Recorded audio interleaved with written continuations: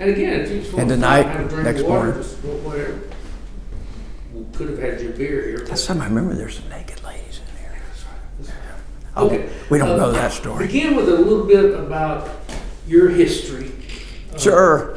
Who is Chuck Cleft? People watching this have never seen or known you. They want to know who you That'd are. be a lot Just of- who you are. Starting with a big universe right there.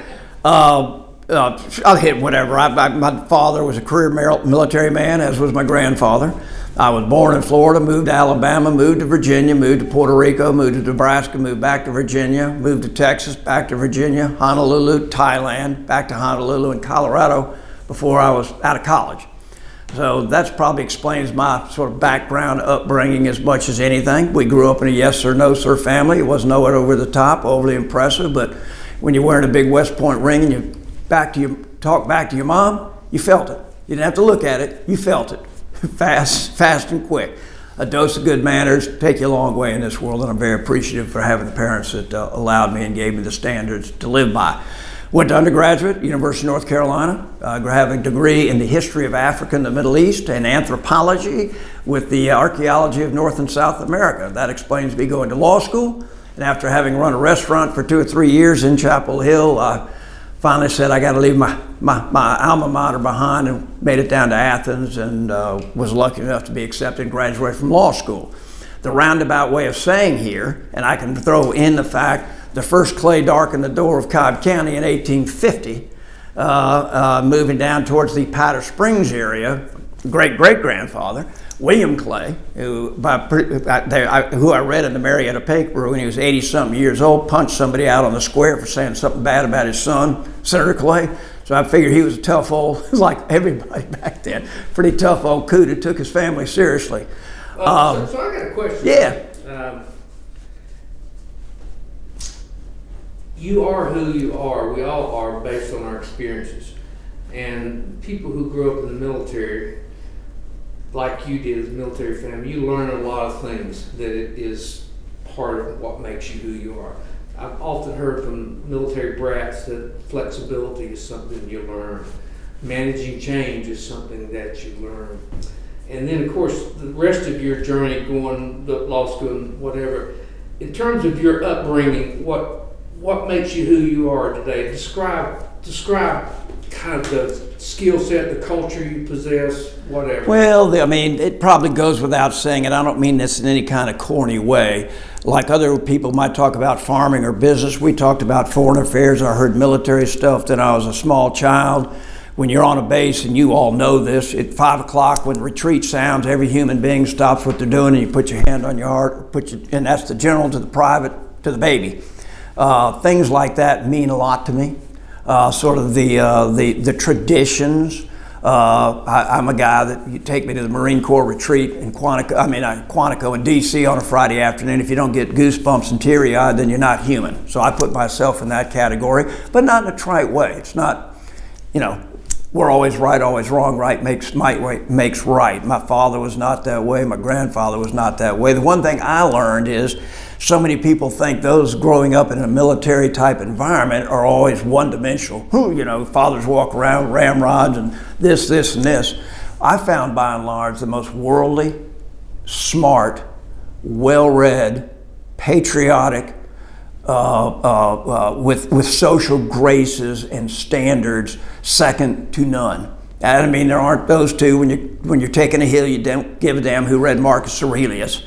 But you do care. You do care on a time and place when you're trying to say what makes you. You read books. Okay. You read books. You had eye-to-eye conversations, and you expected people when they talk to actually know of which they speak. And if you don't, shut up. A little more of that right now, including to myself. It would always be a pretty good dose of medicine in today's social, political, and foreign affairs, whatever it might be, discourse. So in many ways, I grew up still in an Ozzie and Harriet, Davy Crockett.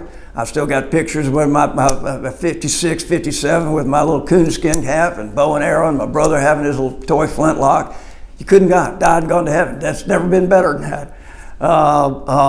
But it's a world. I do appreciate, I like cultural. That's why I had the degree in anthropology. When I lived in Thailand, fascinating. Go to Hawaii. Now, many people could sit here right now and tell you, "O kahu'uli nehe ana la'u he Hawana wana iahi ki poeola," and know what I said. You do, but not too many folks around probably would. So I do have that kind of interest in where I am of time and place history, all the great stories, whether it be Greek mythology, the Iliad, the Trojan War, from that on forward to Omdurman and the last great cavalry charge are things that have always sparked my interest and curiosity. I probably share that with a lot of people. I was running a restaurant. I got a call on a Thursday afternoon, and I didn't even have a telephone. I was living out in a farmhouse, being the time and place of the early mid-'70s, but I was at the restaurant. I got a call and they said, "This is so-and-so of the University of Georgia. Is Chuck Clay there?" "Yeah, I happen to be there. It's me. Do you want to go to law school?" And I said, "Well, why do you think I put the application in, dumbass?" I didn't really say that. But I said, "Of course, I'd love to go to law school. When do I need to be there?" "Monday morning." So I sold everything I owned Thursday, Friday. A buddy of mine with a pickup truck caravan behind my green Volkswagen dumped me off about 100 feet down from the arches at the University of Georgia. I went to a gas station and said, "Could somebody tell me where the University of Georgia is?" With my 2 suitcases, the stick over my shoulder and the bandana bag. So that started law school. 75. 1975. I got out in 78, and the only thing I knew from 3 years of law school, boy, if this is what practice is like, I don't want to be a lawyer. I go back to running a restaurant. Saw a little notice on the job board. I was broke, so I did notice that. Solicitor's office, Marietta, Cobb County, Georgia. I looked up, what is a solicitor? Well, they prosecuted a misdemeanor case, and I drove over. Herb Rivers was my first boss. That was a unique interview, and I'll just leave it at that. But Herb, one of the great characters, we could tell Herb Rivers stories till the cows came in, asked me, "Would you like this job?" And I couldn't believe it was still open. And I said, "Yes, sir, I would." "When can you start?" "Well, I'm here. I'd be more than willing to start, punch the clock now."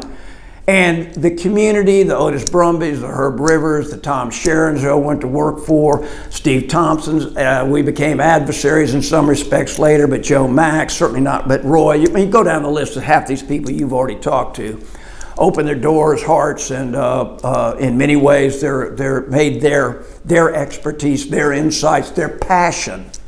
And what never clicked for me at law school, it just clicked, light went on. I had more fun, felt like I was serving the public in a good and honorable and distinct ways. When you're young, idealistic, and I was a prosecutor for 6 years, I've handled everything from a very controversial duck-a-side, where a young man flung a rock. I don't think he was trying to, flung a rock, hit over there, parked there in Marietta, I'm drawing a blank.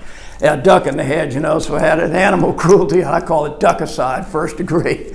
To death penalty cases, and they're not one that I didn't learn from. A lot of responsibility, and I think that really sort of put the hooks in my passion and love for this community. I never lived anywhere more, well, maybe college years, but even then I'd go home to different places. So suddenly having a home, what was truly unique, and I'll dovetail back to what you said, driving Marietta, the usual back then, go to the Big Chicken, take a left.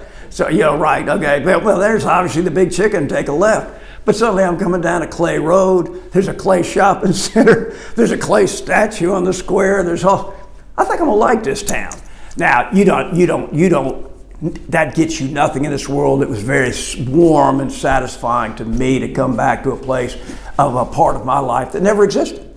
I suddenly felt like there really is an anchor here. And I can't describe it, but being an entire vagabond, I can tell you what it's like to go from Makapu to Bangkok and go out in a patio on a sampan boat before Leonardo DiCaprio ever heard of him. But I didn't know much about this idea that you could grow up, be born, grow up, live, do business, serve, or whatever in a single place or community, not all your life, but for your entire working life. That's new to me. And in some cases, I still retain that. Every few years, I start thinking, man, I need to pack a bag. But on the other side is I wouldn't trade anything for what the doors that were open to me or to any young person. I went to law school at Georgia because I looked at a map and I could figure out, I got to get out of Chapel Hill. Loved it, but it was just time to move on. But I said, where can a young man or a young woman go and have the greatest opportunity if you didn't have lawyers in the family, you didn't have that connection, you didn't have a Johnny Walker on the square or Goldsteins and go Salt, whatever it might be, going down the list. And it was Atlanta, and the greater Atlanta.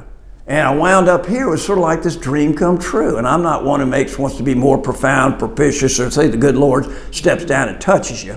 But I do think you prepare yourself for certain things, and faith, community, family are certainly the cornerstone anywhere where you are. That's my way. Tell me about your law firm. You were part of Brock Clay, right? Yeah. Well, that started when I got out of the DA's office. I mean, I knew Glenn a little bit. I worked down at Vinings for 2 years with a very distinguished old trial lawyer down there. And then when I became interested in running for the commission in '86, that became sort of a full-time crusade endeavor, whatever, tilting at windmills, whatever one might want to call it. Naivety sometimes is the best blessing you can have as a candidate. So I was running, and if you recall, I could go through all kinds of the details with the '80 sort of seminal election that put Cobb on the political map was Mac Mattingly. As you well know, Mac Mattingly won his election in Cobb County, 60,000 vote plurality back in 1980, just swept Talmadge away. So suddenly everybody was kind of focused here, and by God, he was going to put a Cobb Countyan. Well, Dick Still got nominated, Tom Sharon got nominated, both outstanding men with outstanding careers and outstanding credentials. For whatever reason, they either changed their minds, worked in different ways. But when it was said and done, it got to Bob Barr. So Brock and Barr, I got elected. We can go through that if any interest on sort of that sort of turnaround. Bob got tapped to be the U.S. attorney. So Glenn called and we chatted one day, said, why don't you come up and see if you're interested in working together, forming a partnership, which I did. Bob left, so Brock and Barr became Brock and Clay. Very small, back then, insurance defense boutique firm. I'd left the DA's office, did criminal work, domestic work, whatever, a little bit of plaintiff's work, whatever might come in the door. As time went by, and again, another story, time or place, but been around the courthouse long enough years to know that, and it's not personal to me or anything else, that the things that you build a community practice around, the banks, chambers, the authorities, the county governments, all these types of things, were pretty well loaded on the side of the Dems. In fact, when you got to remember, Tom Sharon was the only Republican district attorney in the state of Georgia when I worked for him. You can imagine how much largesse there was coming out of both the state and the county in his direction, with some significant and important players like the Joe Mack Wilsons and the Al Burrises and the up-and-comers like Roy and Steve. Were never vindictive, but Tom had beat Buddy Darden, if you remember, who was kind of one of the fair chair, and I say this as a complimentary. Buddy's a dear friend and very successful. Best thing that probably happened for Buddy was losing that race, but there was not a lot of goodwill towards the Republican that beat Buddy. And so Glenn and Bob had been the counsel of the local Republican Party. Glenn took that over as counsel of the Republican Party. I'd just been elected. If you remember, I beat the senior member of the Board of Commissioners, fine man and a good friend. Who was that? Butch Thompson. Oh, yeah. Now, Butch had said he was going to step down. I'd talked to Butch, get his blessing, because I do consider both a friend and a mentor. And then he changed his mind. Well, being young, dumb, and stupid, I was too far in and just kept right on campaigning. Now, I could look back and say, but if Butch hadn't done that, he probably won. But I really was following him as sort of as I say, with him as a mentor to carry forward, which I tried to do it in most cases. So I had beat him and said, we might as well just package ourselves as the Republican firm. It ain't gonna mean anything right now, but we're not getting anything anyway. So why don't we be the face, as much as we can, of legal, political, which makes sense. And then suddenly over time, as Republicans started winning, the old Cobb General Hospital, Garvis Sams had represented that, and he retired. Leon Hames, you might remember from Life of Georgia, at that time was chairman of the board down there at the hospital. He was a supporter of mine when very few were. So when the opportunity came up, boom, we started representing the hospital. Of course, it's now a part of Wellstar. And then next thing we know, of course, my other mentor politically once I'd been elected was Carl Harrison. And Carl Harrison, who was outstanding, distinguished public servant, had the first heart transplant in Georgia, was my predecessor in the Senate. And when Dick Still retired, and then Carl, sadly, about a year later died, I ran for the Senate seat. All of a sudden, the school attorney's position was open. Glenn had worked very long with Laura Dingler, who was, very on the school, a number of people. I had the political side with Carl Harrison, some of his apparatchiks, if you will. And so, boom, that fell into our lap. Next thing you know, we're the corporate inside a Republican firm, and I'm very proud of that. But those wheels turn, and that which gets you there over time will evolve back, and new people, new generations. I arrived thinking, when can I get all these oldsters like Hilton Dupree and guys like that that are still obviously practicing and doing superbly so, because outstanding lawyers. But how did you get in the Senate? It evolved into a little bit of that higher level politics. What got you in state Senate? It's kind of a fairly simple story. I had always been in the 33rd, which was Roy Barnes. I'd lived in the heart of Marietta. There wasn't any question about it, and I started having a family, so I moved out to far west Marietta in Hartage Trace. And I was ensconced there, and I was with my wife and my firstborn, visiting my parents in Colorado Springs. And I get a call from John Anderson and Bo Pounds. Now they're talking about two characters. No, you can spend all day on either one of those guys. No, but they had called me and said, Carl Harrison just died. We want to give you a heads up. Like anybody, you're sort of shocked, saddened. And they said, and I'm going to take it at face value. It's probably self-serving, but I took it very personally, and I'm honored to have said so. They both said we had talked to Carl in his days and said, if something happens to me, you might consider looking at Chuck Clay for being a replacement. Now, I say that they may have said 10 others, I don't know, but that's what it was told me. And I said, guys, I'd be flattered and honored and interested, but I don't live in the district. I'm in Roy Barnes's. And they said, no, you probably haven't. We've just checked it. And just after that redistricting, the street that I was on, Hartage Trace, was the boundary of the 37th. So I literally, on one side of my street, I'm in the 37th. The other side of the street was in Barnes' district. And I said, man, okay, with that little bit of propitious luck, I didn't have much money then. Those two guys flew me back to qualify here, flew me back out to Colorado, that already had a return ticket with my then several-month-old daughter. The apple of my eyes, still is, along with my 4 others. But that's how I did it. We came back and hit that camp running. Stan Wise was in that. Frank Boone was in that. A-plus candidates. There was 5 of us. I don't remember the other 2, David. I probably should. I wound up in a runoff with Frank Boone. And this was the day and time of, sort of slick sheet heaven. We've got way too sophisticated now, newsprint with whatever. In a dance hall somewhere. I'm sorry I had to say this. I'm sorry I've had to bring this to the attention. But what I heard about Chuck Clay just has to be known. And you go out putting in signs late at night, signing the voting booths, and everybody go down. You had to be the last one because whoever came before you tore everybody else's down. And I'm going to get the cops on you. I'm going to get the cops on you. But when it was said and done, I wound up winning that special election. And I'm probably disgracing because I know there was 5 people in that, and they were all pretty fine people. Okay. But I was honored to wind up winning. Frank wound up continued a friend, veterinarian in Kennesaw forever and a day. Stan Wise, we became very, very good friends.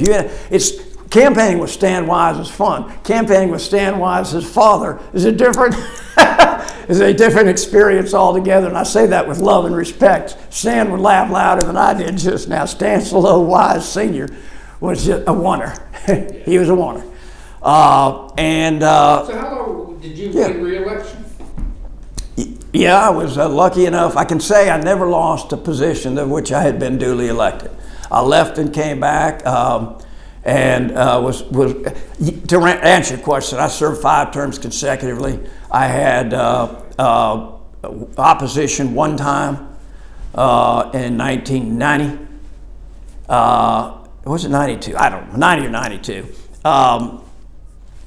When I left, and I became a minority leader in 96, which I'm very honored to have been, because, minority leader is the only job in politics that has neither carrot nor stick.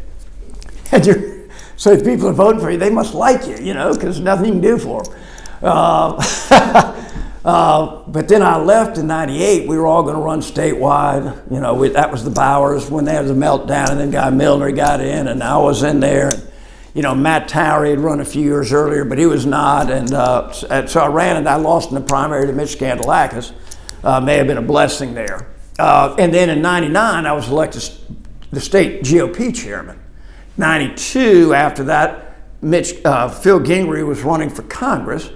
And I said, well, I might be interested. And I put my name out there, and nobody challenged me. So I said, sure, why not? So I went back down there unopposed, served for another term. I ran for Congress after that, but I couldn't have stayed anyway. I realized I was able, after 12 years, 2 of which were spent when we were in the majority. The other 10, I was in the minority, which, quite honestly, I wouldn't trade, and we can discuss that later as to reason why, mostly because of the caliber of people I had the honor of serving with, to be honest. I wouldn't have traded for nothing. Who were you running against then?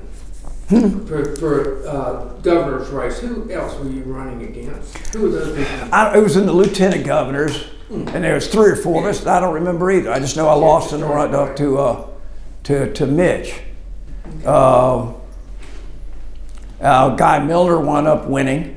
Tom Bowers had the personal issues that kind of, sank his campaign. I'm not here to discuss that, but that's why Guy Milner came in and ran a spirited, fine campaign. It just wasn't meant to be. But I came in when Joe Frank was still governor. I served 8 years there, obviously under Zell Miller as governor. Sonny Perdue, the 2 years that I would have been in between with Roy, I was the chairman of the state party, and then came back when Sonny was elected, and said that was fun, but I'm not, these college educations don't look any cheaper. So I ran for Congress, and that's what I lost that to Tom Price. But I said, I'm either going to move up so I stepped down, and then back to practicing law, try to make a living. Should have stayed there because I'm not making a living either now, so what the heck? What have you learned in politics? I mean, and if you have any funny stories, and I know you do, I could even come up with a bunch of funny stories. I'm sure. Yeah, so tell me about what you learned in the world of politics. And if you sure? Stories. Well, I mean, there's myriads of them. From one, it's a different world. I don't want to say it's completely different, but we were so irrelevant as Republicans when I got there. There was a broad sense of camaraderie that cut across all lines. You knew you weren't going to be on the daggone budget committee, obviously, but at a different level, people treated you well. I became a very strong admirer of one Culver Kidd, the Silver Fox. I don't know whether he took me under wing or just felt sorry for me. But I would say, and I can say this now because it's irrelevant, but it was after my first term, and Culver came up to me towards the end and said, come on up to I'm gonna get a few of us come up to the office. Oh, buddy, as I was a freshman, and the Culver invited me up to the inner sanctum.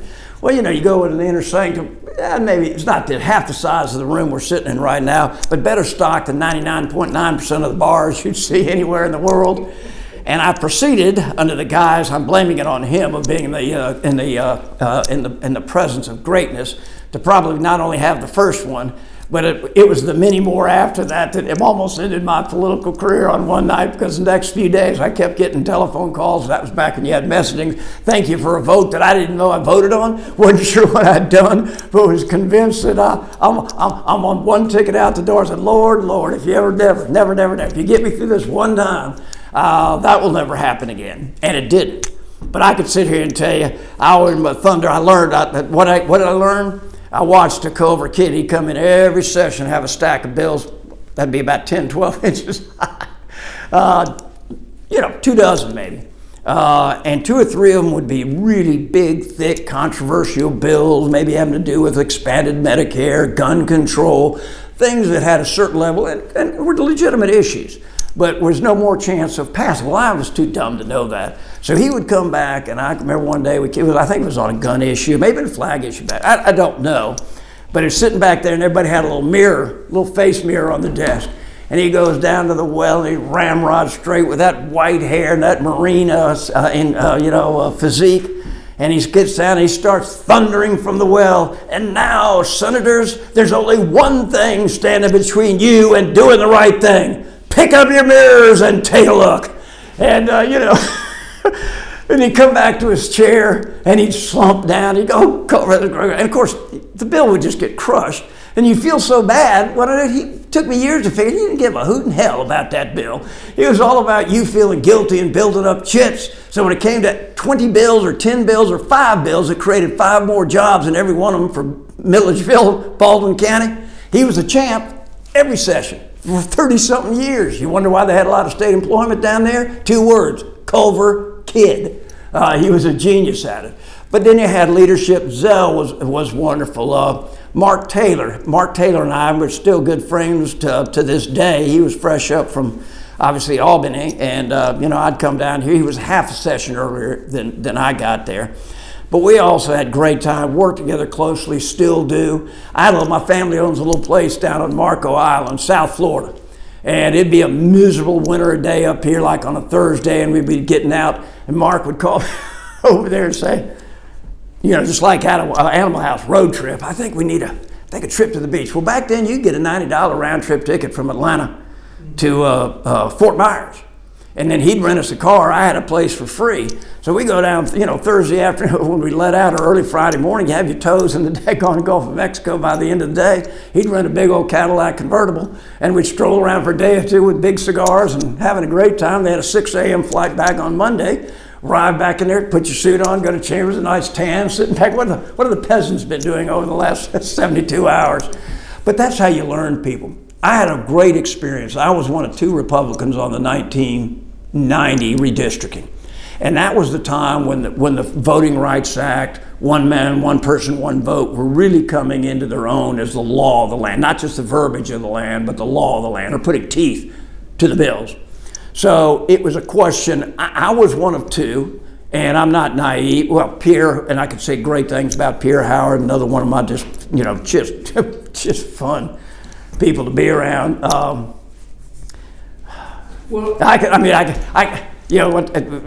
Young down there, Wayne Garner and Skin, a number of folks, about 2 o'clock in the morning, 3 o'clock, bars are all shut. Saying, where the heck can we get where do you get a drink around this town at 2 or 3 in the morning? Wayne Garner saying, I know. Wait a minute, we're getting close to the West Bay. Pull right up to the governor's house. State trooper out there. You tell that damn scoundrel in that place, you got about 4 or 5 people out here and they're thirsty. And they go, we're going to jail. So go on. Gate opens up. And governor's up there in his bunny slippers and path. What in the hell are you people doing? But the things like that, and the 90 redistricting, when we crossed all over the state, George Hooks, myself, Mark Taylor, Gene Walker, Culver Kidd, Representative Hamer was the director. I mean, you just get down a list of who's who, because then reapportionment is important. The next 9 years, it's irrelevant. But in that year, they pump it up with some fairly significant, and I was flattered to be the fly on the wall. You talk about learning. You want to see politics in the raw. Redistricting. I'll tell you, I don't think this is mean-spirited. This was at the end of that. Our last one was in Savannah, last meeting. And we were all letting our hair down and unwinding, and the staff was there. And Linda Meggers was heading up redistricting reapportionment office back then, a wonderful person from Cobb County, Smyrna. And the big debate going on was between Mark Taylor and George Hooks as who was going to get Lee County, which was kind of the Cobb County of Dougherty County. Fundamentally, it was a much higher professional white population. Dougherty County was much higher African-American population. Mark Taylor was terrified that if he didn't get some of Lee County, he could get defeated with the expansion of the black voting age population. Hooks was from Americas, above that, and he wanted to be his base for the future and lock it down now for at least 10 years. Well, we did that, and we're sitting at a little table, and Mark's saying, that Hooks, he's going to stick it to me. I know that Hook, he's going to stick it to me. A few minutes later, we look around, and he's slow dancing out in the middle of the dance floor with Linda Meggers, head of the redistricting, and Mark says, I told you, look, I told you so. And about a minute or two later, we'd all been partying, but they were doing one of these dips, and the two of them fell, and George managed to get himself onto the bottom. Boom! So, you know, and Mark turned to me and said, and I won't say the terminology, bad word, I'm screwed. I'll say that in politer terms. Sure enough, when the math came out about a month, 3 weeks later, Hooks had all of Lee County. Mark had none. That's how decisions are made. So that's how decisions are made. You know how the 6 got drawn up here? The other, and this is a true story, right down to the other Republican was the Republican minority leader, Tom Phillips, fine man, Gwinnett County, and he wanted to run for Congress. They all couldn't stand him. And so the last damn thing we're going to do is draw a district for him to run in. That's personal, but it's hardball politics. Now being at a relevant said, you draw a district. We're either going to draw one in Cobb or Gwinnett. We've ruled out Gwinnett. Where do you want the Cobb district to be? Well, if you look at it, first of all, wherever it can, it overlapped my Senate district to a T. I was sitting in Pierre Howard's office one day, and of course, the district would be much bigger. And I'm sitting in there, we're talking, and one Newt Gingrich calls in and says, you know, they were looking at all cutting a deal, Murphy, whatever, and if we got a 6th district that he thought he could run in, he would certainly consider, and I don't mean this in an egotistical way, he would consider leaving his old 6th down, you know, Eastern Airlines and all that was going on down there, that district that Murphy desperately wanted to run him out of, and send him up to a new Republican district where he'd be a safe minority. Well, you know how that worked out. So when we did, I mean, I was looking at it, I could go through a list of who's who. Herman Clark actually did run, lost by a few hundred votes, if you remember. But all of us, we all kind of did knew it was the head of the titular head of the delegation. And great stuff he did for Georgia. But we all, the main ones, sort of took a back seat and said, okay, Newt, if you're going to come up and run, we'll get behind you. But if he hadn't, he'd have never won, not because he wasn't capable of winning. It's because Herman Clark had been here, fine politician, fine representative, a fine lawyer, and came within a gnat's a whisker of pulling that off. But Newt wound up here, and of course, between Newt and Bob Barr, two people that Tom Murphy was sworn to get, he ended up doing the best things he ever did for either one of them, giving them both congressional careers they spent the lesser political lives in, including being the Speaker of the House. Now, you talk about Georgia, and you want to go back talk about Bell Bomber and Lockheed. I don't know. Maybe when Richard Russell and the other great Georgia senator, drawing blank. But bottom line is, you had Sam Nunn and you had Newt Gingrich. You talk about taking a yawner over there at Lockheed. Not that anything wrong, but you saw the difference when that nexus moved from here to Texas. It's been tougher. It's been tough. So that's jumping all over in a bunch of different things. But there's so many. But the stories are what I learned from that. We would always, by and large, congeal around consensus. And I mean bipartisan. There were issues that we were always going to hound them on: budget issues, tax issues, certain other types of things that were bread and butter for us, that they knew they weren't going to vote for and couldn't vote for, quite candidly, given the constituencies and commitments made. There's nothing easier than being a bomb thrower on the back bench. A whole lot tougher being on the front row trying to make the decisions as to how those dollars are allocated. What I learned as a minority member, when I say minority in the Senate, was how to govern, how to pass legislation. If you were a Republican and you wanted bills passed, if you didn't know how to work across the aisle and up and down rural, urban, and suburban, you didn't get anything passed. And that's all you wanted to do. I would try to be like many others, not just me. I could say Charlie Tanksier, Skinheads, and Mike. I can go down this list of profound people in the Republican Senate, all that were there to be serious legislators, and we were treated seriously. Zell Miller, as much as anybody, understood the theater of politics. He could excoriate you, just burn you in a way that, there's silk stocking, republic, blah, blah, blah, blah, blah. But at the end of it, but when it was always through, there was just enough a twinkle, and of course you were thinking, I gotta remember that, I'm gonna write it down, because I'm gonna use it against them next time around. And there was that fun, that sense of joy, spontaneity. I mean, the sports coat of liquor bottles cover, I mean, you could go on and on and on, to the kindnesses. Golly, when I was going through a hard time of divorce and my mother was dying of cancer. I can't tell you, and I had to be flying up to and from D.C. because I wanted to be with her in her last time and hours, my brothers and sisters, and doing it. From Delta Airlines to Zell Miller to Pierre Howard to my friend. Kathy Steinberg was sitting next to me at that time and place. Again, one of my heroes that I probably don't say enough. What a gifted and wonderful person. She was kind of almost a little bit of, she's not that much older than me, but took me in almost like a little bit of a mom figure, and she took it seriously. And it meant a huge amount to me that people like that, Culver, Mark Taylor, going down the list, Steve Thompson, we're like that, and they really carried me. Now, you raised a question I'd like to comment on. We've outlined some series of key events that happened in Cobb County that is responsible for where we are today. Let me go through this and we'll try to hit all of those. One was the lynching of Leo Frank, and it had impacts on Cobb, and I've actually got the book about that from here. Second, you know how that book, Steve Oney's book? Yeah. You know how that began? Steve Oney had called Bill Kinney and expressed interest, was curious.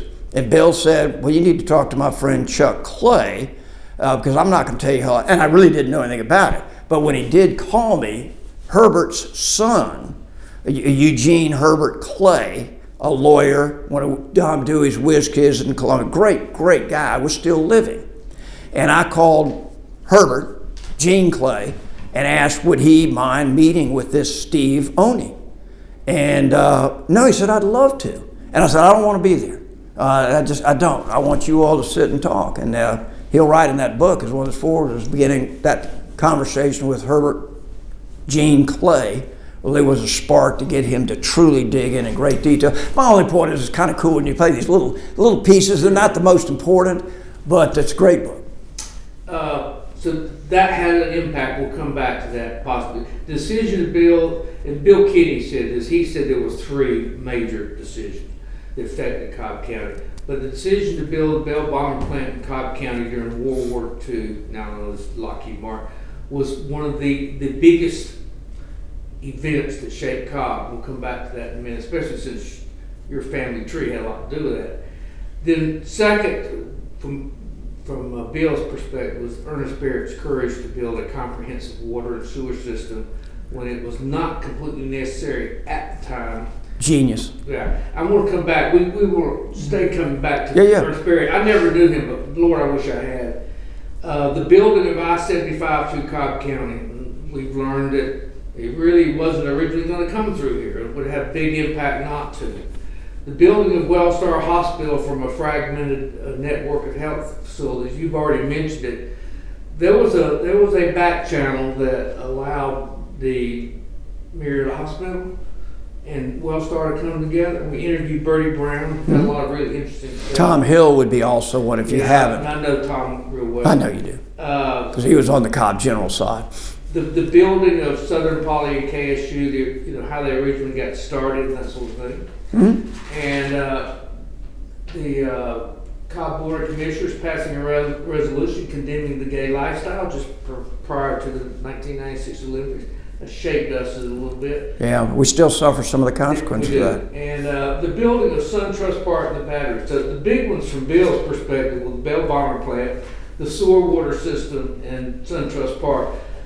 From his perspective, those were the biggest shaping events that happened.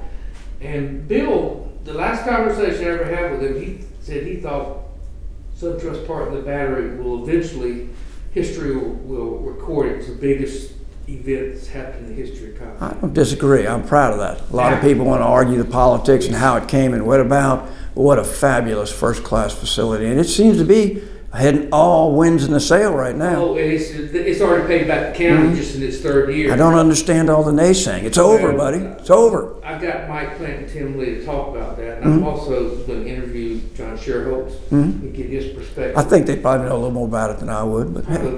Me and you combined. All right, the decision to build the Bell Bomber Plant, it was your grandfather, wasn't it, that was involved in that? And I know you weren't there personally, you weren't even a thought at that time, but... I was at Clay Day because my mom was pregnant. Yeah. But that was before 49. well after the fact. If it wasn't for your grandfather, and could be your great grandfather too, Cobb wouldn't be who it is today. Can you talk about that? Because you're the closest living person to that story. Talk about that. Certainly here, but some would argue I'm proof that the gene pool can deteriorate over multiple generations. I'm working back into the pond, but I would be happy to. You know, Senator Clay, home right down here on Atlanta Street, grew up dirt poor. He was a 10-year-old boy when the campaign was coming through in 1864. His father, people always say everything's unidimensional. William Clay, the old rascal I told you about, was an anti-secessionist. He refused to serve in the Confederate Army. Now, he was old enough to get a whatever. He wasn't, flagrant about it like Union County, but there was a lot of anti-secessionism in this part. Most of these people were not, this was not traditional plantation country. It's not to say they weren't slaves.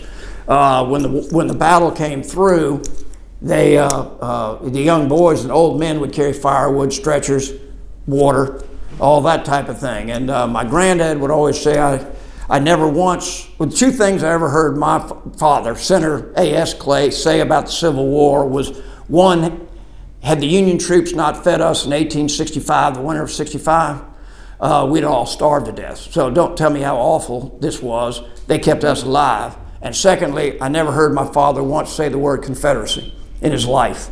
And it's not because he was ashamed, but it was past. I wish that message could resonate to some of these folks today who are trying to, nothing wrong with honoring the past. Don't relive it and try to rewrite it on any side. He had 4 brothers, 3 lawyers, military officer, a sister. A number of them were young, smart, and I never want to sound like I'm trying to throw under the bus. They lived hard. I think they were too smart in a time and place. There was just not enough to keep them occupied. And I think my granddad rebelled against that. He wanted to go to Georgia Tech. He got turned down, so he was too young, so he did what any clever boy would do. He went home and got them to forge a new birth certificate for him that added a year to his life, and he got accepted at West Point, hence his journey up to West Point. Engineer, Corps of Engineers, but like all those interwar years, he stayed a captain for 20-something years, along with all these other young officers. Depression, CCC as an engineer, he was intimately involved in the CCC. He built the largest earth dam until the Aswan Dam was built in Egypt in the early 60s. It was the Red River Dam in Denison, Texas, that happens to be in the congressional district of a guy named Sam Rayburn, who always considered that the greatest saving grace for his community. And I won't say that it got yeses all the time, but it certainly got a friendly audience through some pretty tough times in years to come. War looming. Rickenbacker Field, which is going to be the second Atlanta airport, was discussed, talked about. He was suddenly assigned the job of building or renovating or expanding about 650 airports around the hemisphere, not just here. So with the shadows of war, one of them was, and they expanded, was Rickenbacker Field. And obviously, when war broke out, he was in charge of all procurement development, not necessarily base siting, but obviously in terms of war production, that's what he did. What level was he at that point? He was a major general at that point in time. Brehan Somerville was would have been the theater commander for that aspect of logistical command, and my granddad would have been in charge of war production, along with a couple other people, civilian side, Jimmy Burns, some real distinguished folks that by and large did a marvelous job when you look what was done to go from 250,000 man army to 16 million men and women under some level of uniform 4, 5, 6 years later overall. So there was a logical place, and that became the backbone with the Jimmy Carmichaels and the Rip Blairs. Rip Blair was my grandfather's closest boyhood friend here in town, a law partner, his father's law partner of his father. And they were very, very close friends till Rip Blair died. But they came to him and said, we got an airport, we've got Herbert McCullough, I think it was Herbert, maybe I'm wrong on that. We have the county, we got landowners, we got political leadership, we're gonna put up land if we need to. Going back to this idea, we hate public privates.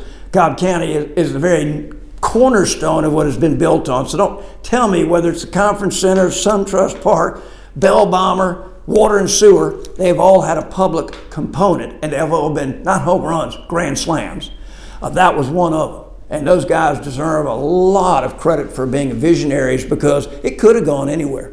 Yes, somebody has to make a decision, but they had to bring a package that would pass the War Department and soothe the best needs of what the Air Force desperately wanted. Warm weather, pretty much 12-month fly in, fly out, and accessible to ports and other places of entry for all obvious reasons. And so there's logic to it, but I do think it was a combination of both folks in the military at the right place, seeing what this area could become. The big joke, and Bill Kenny would tell you this, that's great, build a plant, who's going to make the airplanes? The bootleggers, or I won't say the other. And they said, no, we'll train them. And they did. It's a miraculous story of what they did from 1942 to a year and a half later produce. Then it would be like producing the F-35, which they did the F-22 back in 1942, the most complex piece of machinery ever built in the U.S., certainly for wartime. And they got it done, they got it on schedule. There were problems with the aircraft, but it had nothing to do with the manufacturer. They had to work out bugs, and they did. It was a war winner, and it did become a war winner. But it changed. Everybody from Zell Miller's mother, when I was first striking juries in 1978, to show you, whether it was 6 or 12 person jury, 40 to 50% of every juror in that box had a connection with Bell Bomber or Lockheed. Sometimes 60, 70%. All of them. What was the final decision process to put it where it is today? I'll never know the backsides of rooms. You had a Bell Bomber that had been selected to build a B-29. I assume they had directions, we need more than one plant. We want 2 or 3. Now, what are the likely places? California was already just dropping both from training and down into Camp Pendleton, San Francisco, Henry Kaiser, folks building that, and then some of it's politics. You had some powerful politicians. I'm talking to say my granddad, but in the Senate and the House, we wanted this stuff to come south. You know, it's World War II, you hate to say it, that really brought the South out of really poverty that we, across the board, that people can't even begin to appreciate now. Even within one, from the say the rural electrification, and we can spend hours on that, what that meant, and the CCC. But it was World War II that really, you know that with your background, World War II. So they were going to get some of that stuff. And you have to have both in the military side, decision makers, and on the political side, heavyweights from the South, Charleston Harbor, Brunswick, of course, Fort Bragg hit its heyday, and all that went with it, and we want to produce and manufacture. And they all came at the same time, but all had to have the right reasons. And they just congealed. It could have been, whether it was Omaha, Wichita, Milwaukee, Dallas, Texas. Bingo, the pieces fit best, and the decision was made. Transparency, above board, but who actually is the ultimate trigger puller? That would have been the Secretary of Defense. Yeah, but your grandfather had a pretty important role in that decision. Well, he certainly was at a choke point of all the information flowing up and flowing back down, and certainly would have been asked to participate. What do you think that did to Cobb County? Again, Bill would say it's one of the defining moments in Cobb's history.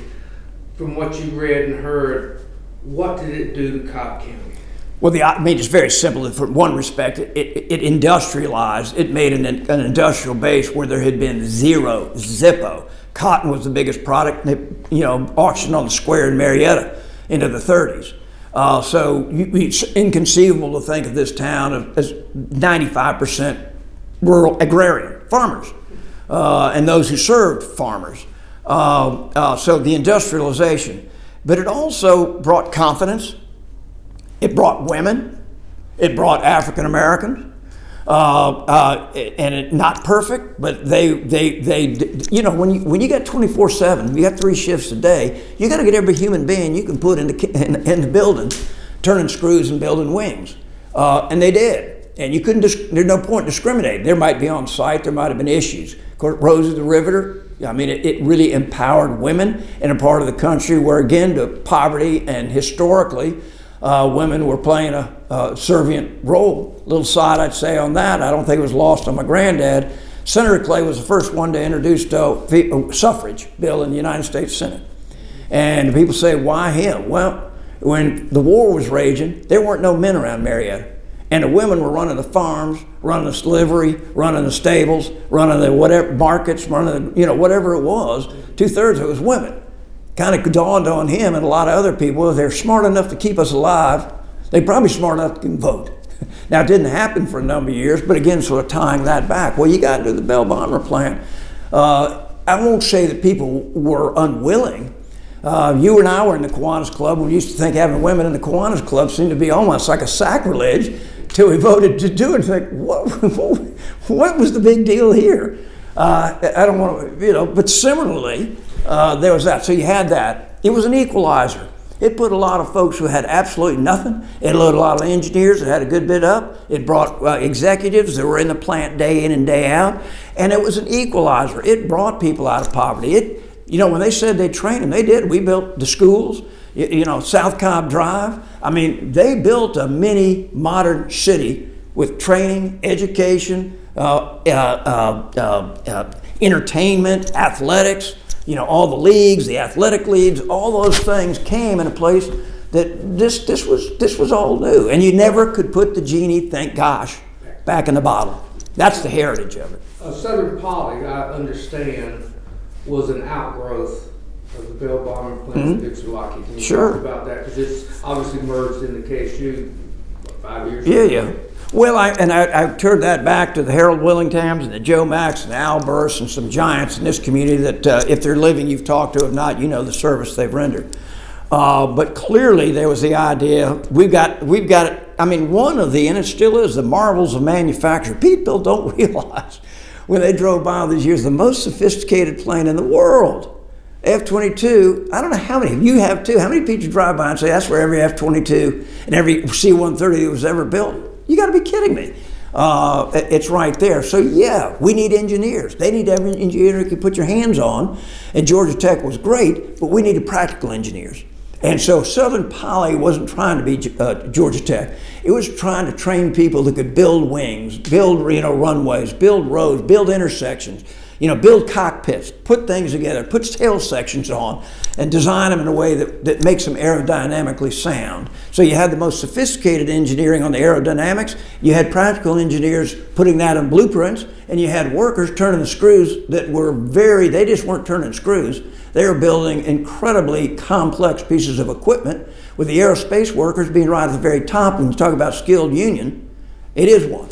And that's just a win-win for everybody. So Southern Poly was in fact initiated as a solution to workforce development back in those days for Lockheed. For Lockheed. And for the community in general. I mean, wise eyes took a look and said, we can't, or either way you want to look at it. Either we got an opportunity with them here that we'd be foolish to pass up. We want to bring some more education. We want, we learn from there. You put some educating facilities around, you'd be amazed what follows. We did it in engineering, they did it with liberal arts. You say a few words about this. At one point, there were almost 50,000 people employed at the Bell Bomber plant. And of course, people came to it, and we had jobs, and suddenly we needed schools, K-12 schools. And that major defining moment also pushed our K-12 education from nothing, pretty much, to one-room schoolhouses. Right, to one of the best comprehensive school systems. It's incredible. In the country. Yeah. Talk a little bit about this community is a textbook for how to do it right, and I claim no credit for that. I've been along for the ride. You have too. You've been a player, very much a player. But we've watched something that really, if you were looking at a study of how to do it right, take a community, take about almost a clean slate and put the pieces together. We've had critical visionary leaders at every step of the way. Certainly one of those was education. Wasn't that long ago, Cobb County was all about Marietta High School. Marietta High School was almost like a prep school and was seen around the state as such. And most everything else was yokels, rednecks, and farmers. And I say that in no derogatory sense. And so, there was a lot of blue-collar, hard-working people who said, I want my children not only to have what I got, but better. And you started really, South Cobb in many ways was the precursor. East Cobb was coming along later when we were having suburban growth. Mableton part of it was white flight, part of it was cost of housing, part of it was, but whether you talked about a Mr. Thompson or the Barnes family, the Glores, the Garys, I go right on down the list of people who are wonderful to me. We're out here, and these are the kind of people, they're demanding. School boards were created, schools were created, South Cobb was created, Clay Elementary, but that's a little bit later. But the feeder system to provide a first-class education, again, was an adjunct of, a lot of these people come here, they're here to stay. And we made sure that we gave them a magnet to stay. Chuck Clay is truly one of the godfathers of Cobb County. Talk to me about your personal, we don't want you to be humble or modest. What exactly was your role in helping, as a godfather, helping the education side of Cobb County be what it is today? It could be doing stuff or influencing others. I know eventually y'all were legal counsel. If I had, and I'd be happy to go in from the legal side, political side, or whatever. I've always liked, I like to be a team player. Once I asked my dad years ago, I said, why didn't you try to go into fighters? He said, I'm not a guy that gets up in the morning, and they're talking about World War II, and eats a bowl of Wheaties, and said, I can't wait to go out and kill a German. Said I wanted to be as a part of a team where there was a focus of getting to people, unified, on a mission, there, accomplish a mission, come back. And I'm not saying either one of them, it takes both, is my point. Yeah. And that's a horrible time with raining down nothing but death and destruction. I've got a little bit of that in me. There used to be that old ABF ad, doing what you do better. Mm-hmm. And I've always tried to feel like being sort of maybe, in many cases, I'd like to be a glue, if not the most important glue, but at least keep people in the conversation to get to an end. I may know where I want to go. It may not go exactly where I want it to go, but you got to keep them. And I've learned some of the greats, Johnny Heisen, Carl Harrison, Otis Brummett. Go on the list of people you've already interviewed and or will interview. These were vision. You've always been known as a person to connect dots. And I've enjoyed doing that, and I'd like to think that's both a personal interest, but it's the background I enjoy. What's your role? What's your role is one of the things people will say about Chuck Clay, beyond what you personally did, but your ability to pull people together, whether Republicans or Democrats. When I became the Board of Commissioners, I was the first Republican elected out in that part of the county. I did not want to do it to either exclude, disdain, I'm not picking on anybody, but there was a time, and where you go to certain meetings and you hear nothing but either Yankee jokes and other not very funny stuff then and less funny now. But you go to a meeting, there was the Johnny Gresham, the Johnny Eisen, Warren Herron from out of Lockheed, Sally Newbill came along back then. Man, these were movers and shakers. So, and this is the way they all operated. So I had a wonderful cast of characters. So when I came to the commission, I wanted it to be a transition. We changed the county attorneys. We changed a lot of these others. And some people would try to say, oh, they weren't doing this. Oh, nonsense. I got thanked by several of them for saying, it's politics. The time has come to reward those who got us into majority. And it has nothing to do with quality of service. It has everything to do with having to put people in that hopefully do as well, if not will replace them, but help get me here, or us here. And so I wanted to be maybe a transitional voice where Republicans become mainstream. West Cobb, certainly Barbara Williams, and Thea Powell was elected out there, George Langford, So I don't want to say I invented anything, but we became a majority on the board. And it was a tough time, not because of partisanship, because of Emmett and Earl. And I spent ages on sort of that loggerheads. It was not good for the county. Yeah. So what do I think most? Politically, sort of the thing that probably I proposed the first, and I left before it was ever completed, about the first draft of an ethics policy. So everything was followed. That had not been done. I wasn't responsible for it, but we adopted the first countywide land use map. Zoning, as you well know, is hot as a firecracker back then, so we tried to bring a little more certainty, understanding, and predictability to the zoning process. But one thing I'm most proud of, when I was first elected as a commissioner, a friend of mine, somebody who's very close to me family-wise, they wouldn't want their name mentioned, but their stepson was killed in a trench cave-in. And collapsed and died. And that, of course, when I read the name, it was like a slap in the face. So this can't happen again. And I used to do that out in Hawaii when I was working construction out there. You go down these pits as deep as this with a backhoe right in front of you. You put a mask on for the dust and shovel and pick all day long. So yeah, I knew of what I spoke then, and you could prevent that. You just cut back, you have shallower trench, you put it in now the metal boxes. You didn't see any of that before this. And I was going to put in a county ordinance, and the developers and everybody came and said, you know, and they were partners in this, not adversarial. We're going to deal with this. Would you wait and let us come up with a proposal that mandates the education so people understand what you have to do to create a safe trench, and then provide the details, whether it be cutbacks or whether it be metal boxes. And we haven't had I don't think we've had a fatality since then. That's a small thing, but it was very meaningful to me. Yeah, sure, it's personal. Ernest Barrett, everybody, there are two people that we're up to 21 people, everybody goes back to. Otis Brumby, which we'll get back to in a minute, yeah. and then Ernest Barrett. It was the decisions he made. He had to have the courage to push forward and have a comprehensive sewer and water system. People talk some about how he makes decisions or how he made decisions, and you were part of that voice. Would you? I was a brand new rookie, so I really was more of a fly, but he was legendary when I got here. He's still chairman of the Board of Commissioners and certainly had occasion to interact in a variety of ways. But people do not appreciate what kind of, not just the vision, but the leadership. You try to talk about a multi-hundreds of millions of dollars bond issues for water and sewer, where 80% of the people out there say, I got a perfectly good outhouse or a septic tank. What in gosh name do I want to be paying hundreds of millions of dollars so I can flush a toilet? Are you crazy? Or flush a toilet bigger than my house? And so this was a guy that he saw the picture that he had to go paint the mosaic of convincing folks why this would be. He looked, if there was ever a Hollywood casting for the position of Jimmy Stewart or maybe Marcus Welby, it would be an Ernest Barrett. It had that baritone and very mellifluous reason, very logical, very willing to listen. And whether he was listening, you don't know, but it sure looked like it, and I'm sure he was.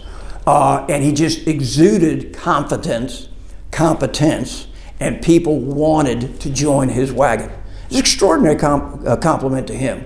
And what real leadership, not putting Band-Aids on, not making what you got better, seeing something that was not there and making it. And it, as much as Bell Bomber, I think, was the fundamental building stone that made Cobb a commercial, industrial base. Yeah, Bell Bomber was sort of the magnet to put us on the map. Nothing else would have happened without that water and sewer system. And it's not glamorous, but boy, we wouldn't be here. Any war stories around that you can recall? The only joyous war story I can be is where there used to be a place called Hicks Penley, later to be known as Barrett Lodge, that had a fish camp and was I thought it was, God, we're gonna have to get a motel room. We drove so far out. Now, of course, that's Barrett Parkway.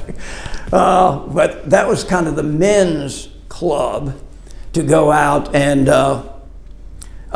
discourse, have some libation, not too much. I on occasion was tasked with, bringing some newer refreshments if needed.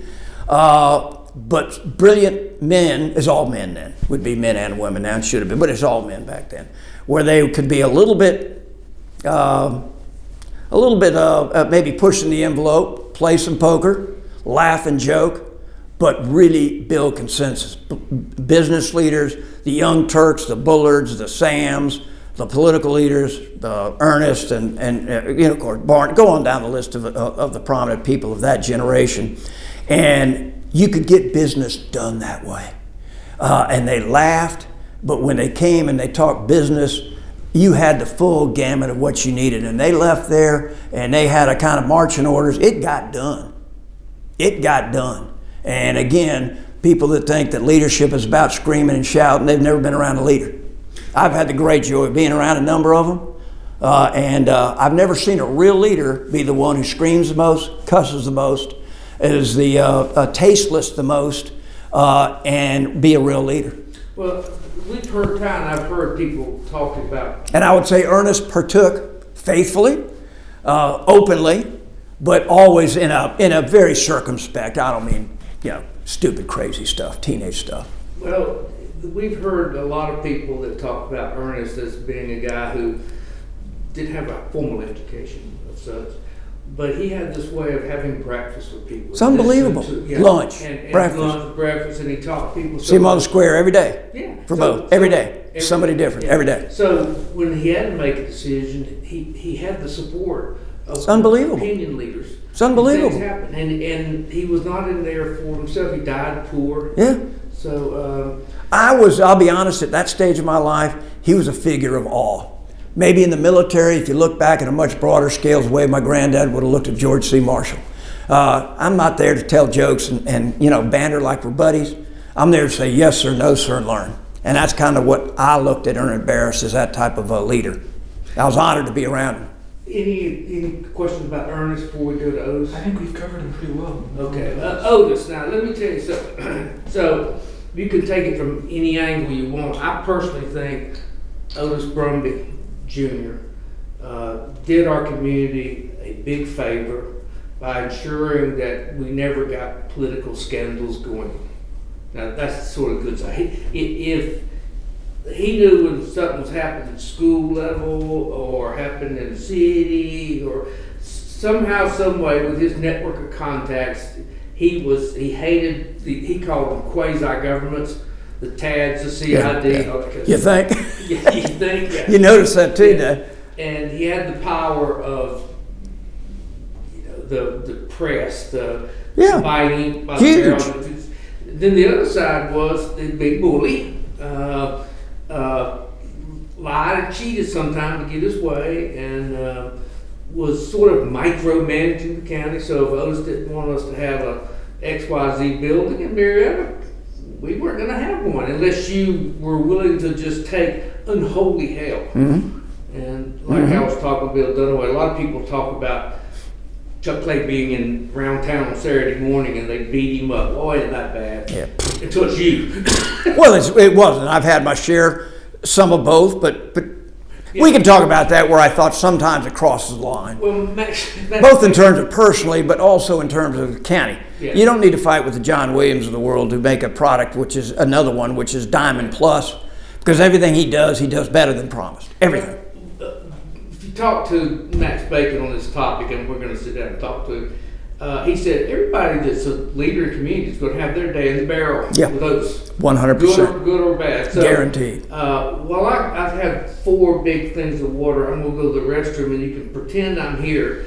The question is, talk about Otis Brumby, the person you knew, and the good and bad. If our readers were talking about or looking at this, and they're at the Strand, they're turning on, we want a balanced view of Otis Brumby.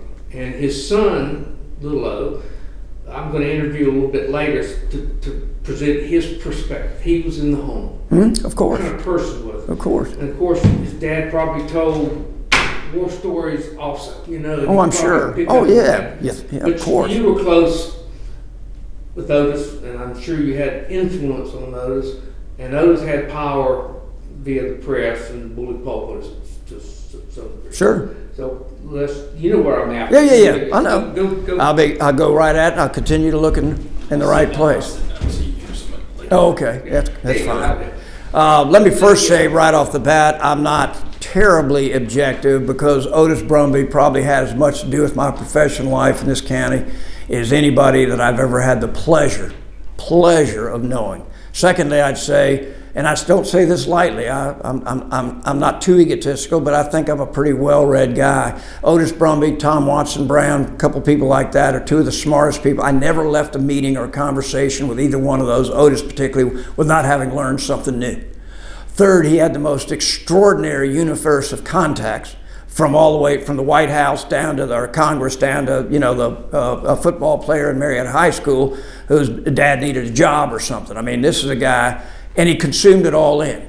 He was very opinionated. He was more than passionate about press, free press, access to the press, sunshine, transparency, and open records. That was in his DNA.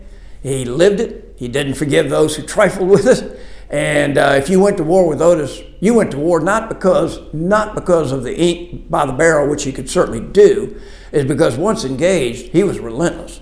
He was 100% relentless.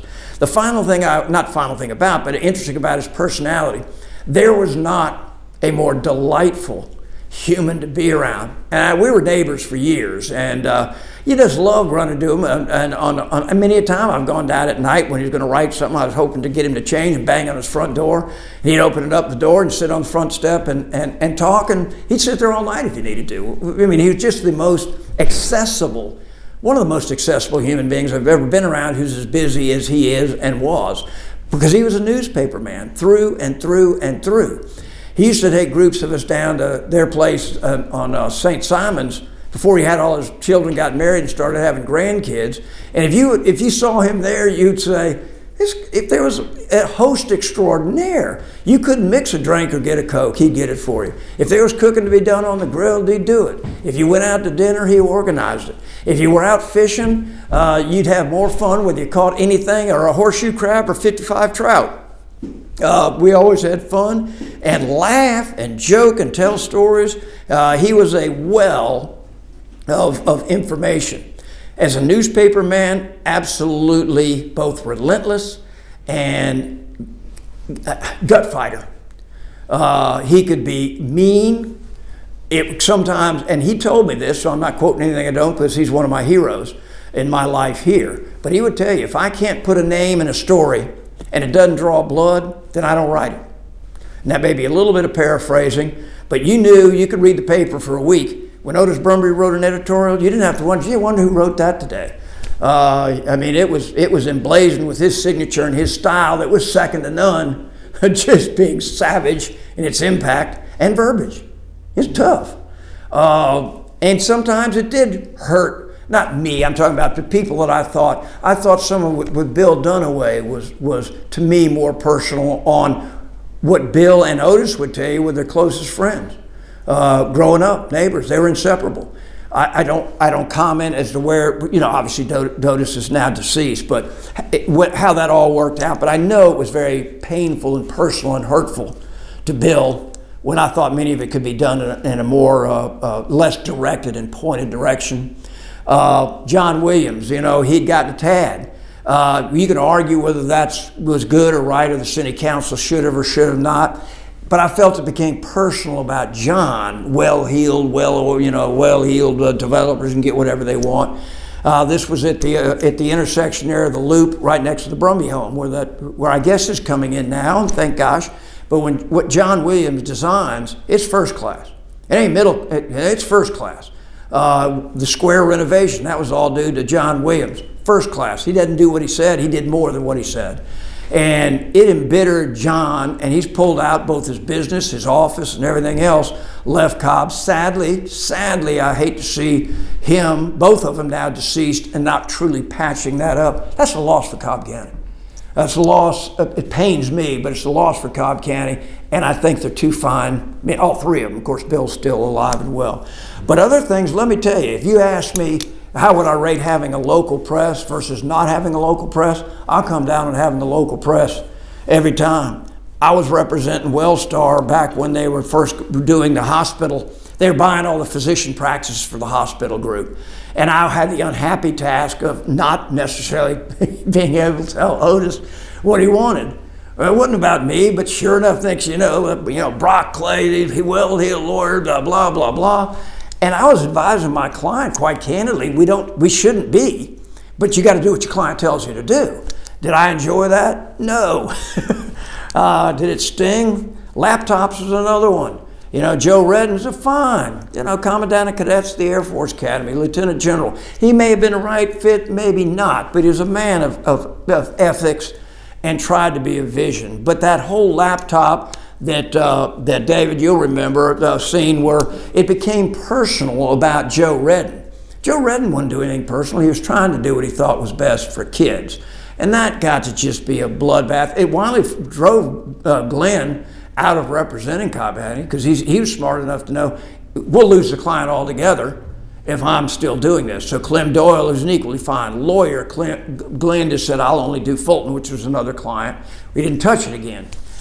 I'm not sure that's all good, but the zealousness with which he touted Cobb County and which he defended the principles of free press, open debate, and access to records, I think 100% makes this county a better place.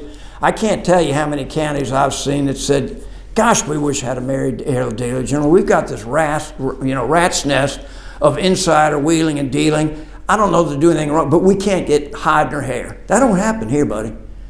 You had better gone to Otis Brumby and explain. And if you went to Otis Brumby and fudged, and he found out, and it wasn't hard for him to find out, or even worse, you lied, you're gone. I can tell you people, I won't names that he said, I never did that, and I know he's not a man or woman of any character with which I'll ever deal or trust with again. I admire that sense of right and wrong. You know, my father and grandfather were both of them spent 30, my granddad would never, he served on 20 corporate boards, what's his record? None of them were defense related because he didn't think it would look right. My father never cup of coffee rule, never would have put his name a lot. I'm not saying that's right, but that's their sense of right and wrong. And Otis Bud, he had that absolute stark carved in stone, and he never wavered. You can be mad, you may not like it, he never wavered. I just think a fascinating character. Well, when people think about Otis, just like all of us, sometimes it's the latter part of your life that define who you are. I mean, you may do great things 20 years ago, and then the last 3 years, you're robbing banks. Well, they're going to remember you robbing banks. Bill Dunaway had an interesting observation. You're right, he was personal friends with Otis when he was 3 and Otis was 4. And their families got together. He is absolutely convinced that once Otis was diagnosed and had, he had cancer that couldn't be reversed, that over a period of time he became a different person. And True, probably for all of us at a certain level. I'd like to think. Yeah, I mean, listen, there was nobody beaten up more than me. I know. And you wear your scars quite well, Colin. Yeah, I do. And I organized, Johnny Isaacs and I organized that thing we did at Marietta Kiwanis. I don't know if you remember. Sure We did. had Connie England. Sure did. This was after I was still bleeding, but my view was, listen, there's a balanced side of Otis. I don't agree with what he did with me, but I understand why. And also, I didn't include you in that group, but I could have just because we're talking. I don't want to make it sound like dragging you in. No, and at the same time, we'd have our Kiwanis meeting at his house. Yeah. And you would think this was the most lovely. Easy going, funny, fun. Yeah, fun, soft. Soft. Can talk to him and like that. Woo. Yeah. Kind of reminds me of a quick story. When Sure. the Brave stuff was going on, this guy from Channel, I think it was Channel 11, called Amy and said, I want to interview David Connors. So she set it up. I said, Amy, who is this guy? And is this a safe interview? And she said, yeah, I think you ought to go ahead and do it. So this guy came in. I got to remember his name because it was a great story. He came in. He was the most warm person. We talked about family. And he was a one-man show, so he was filming, he was interviewing, taking notes, but his camera was set up, to video. And so, I was thinking to myself, this is a piece of cake Friday afternoon, Yeah. You're pretty grizzled veteran. He said, are you ready to go? I said, sure. All of a sudden. And, oh gosh, it was. Why can I can't imagine that. Yeah. And I mean, he was talking. Who would that have been? Luke? How long ago was this? This was fairly about a year before. Oh, it's Gillooly. John Gillooly. No, this was a TV. Oh, a TV channel person. TV Okay, channel. I got you. Yeah, I got you. 11 Live. Okay, I'm sorry. Yeah, probably was. So I was thinking, I tried to take it to a positive level. Like I said, the businesses, the story was about traffic congestion. Right. And Which has worked marvelously, Yeah, by yeah. the way. So and that's what I tried to tell him. I said, the businesses in the Cumberland area, our chambers work with them. They're going to look at alternate work schedules and, there are things that they can do that are innovative work practices anyway. And he looked at me and said, don't you think that's a little barbaric to make people change their work habits because of the brace? God. That's what went on. So finally, when it was over, he came up and shook hands. I was thinking, this guy's got two personalities. So I go home and sitting there, Pam and I are sitting there having pizza. I don't even watch stuff. I don't even watch it afterwards. And the lead story was it's the guy pizza out all the table. holding the powerful accountable. And I saw my face and I went, holy crap. Yep. They did a little thing to tease Oh, yeah, and then went to a commercial and then they came back.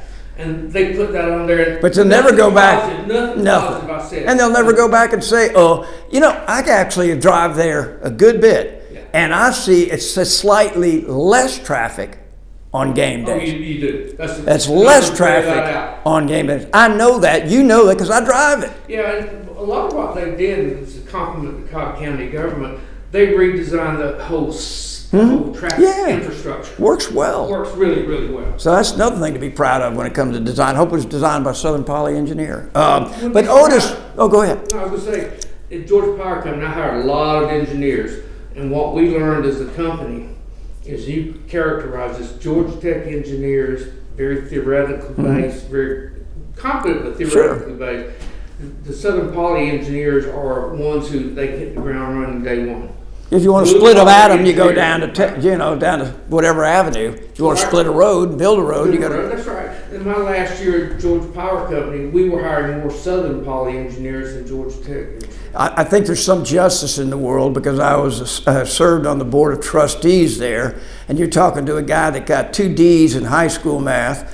Got through my one required semester in college, never took physics, wouldn't dream of it, stat, anything like that. And I thought if there could be a more soft and fuzzy liberal arts scholar with a degree in history and anthropology that should be on the board of trustees of an engineering school, you're looking at him. I've got two. You're looking at him. There are 2 closing questions, and the last one will be the long one. But Roy Barnes was elected. Cobb County guy, well known in Cobb County, representing a lot, if not most, went down and became our governor for 4 years. That had to have an effect on Cobb County. Sure. I was here, but I wasn't as involved as I later was. Describe to me, that's one of the milestones that people forget. Cobb County should have been a beneficiary of some of that, but I don't know what it was. So, did it elevate the image of Cobb County? What was the impact? Well, Cobb was it's obviously big, so it's never going to be as dramatic as the Budweiser plant in Bartow County when Joe Frank brought that in, or Brasstown Ball up in Zell Miller's backyard when that came in. But nobody ought to underestimate the impact of having Roy Barnes. Roy Barnes gets short shrift simply because he was the last Democrat, got beaten, and then Republicans wouldn't bring up his name for love nor money ever since. The flag fiasco, right, wrong, that was then changed. But if you look at Kennesaw State, and you look at the roads, you look at the infrastructure, the juvenile, this was a little bit before, but he was instrumental in it, the juvenile holding facility, go right on down these things of various programs, pilot programs, Cobb, and Cobb. And whether it was for mental health, whether it was for abused children, God forbid, sexual predators, or the victims of, not predators, DA handle that in the police. But all these types of things, and of course expansion massively. With Betty still there and Roy as governor, Kennesaw State was a fine local school. It really became not just a regional school, but in some ways a national and even international school during those years. Betty could be the cheerleader she was. She knew not to push too far, but she also knew Roy was not going to rob somebody else to give us. But all things being equal, we were a huge benefactor in a variety of ways when you look at funding. To me, most importantly, likewise, is he was one of ours. He was the first true, he likes to say Corn Pone and South Cobb and the hardware store, which is true, but obviously he's as smart as anybody who's trod the halls both as a lawyer and a politician in the country. It really, I think it brought suburbia, if you will, into its own. A lot of us had been from here. A lot of us had built the Republican Party from here, and it caught up with him. But sort of putting the political patina of everybody's jealous of Cobb County, as to what Otis used to proudly say, we got a pretty good mousetrap here. Just let people continue in making it better. There's a reason why people are coming here. It's not because we're failing. Hundreds of thousands at that peak time, as you well know, you're part of it, coming in here. So we're doing something right.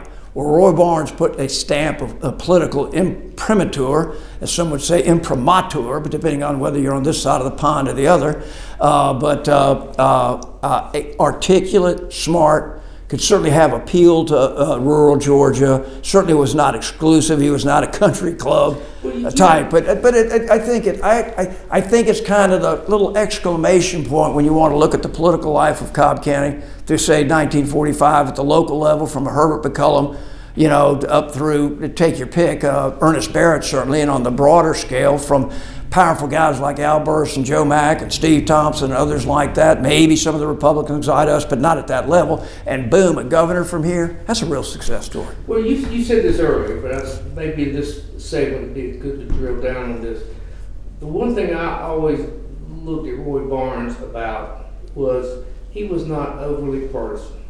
I mean, if Chuck Clay wanted to talk to Roy Barnes and you're an R and he's a D, that doesn't matter. He's president of young YRs at college. When I served with him and he was still in the Senate, and Joe Frank was governor, he was the floor leader. He always leaned over to me after some other stupid thing that, if we could just reignite the Whig Party, we could get all this solved, because there ain't a whit of difference between you, me, and 25, 30 other people in it. It's true. He's correct.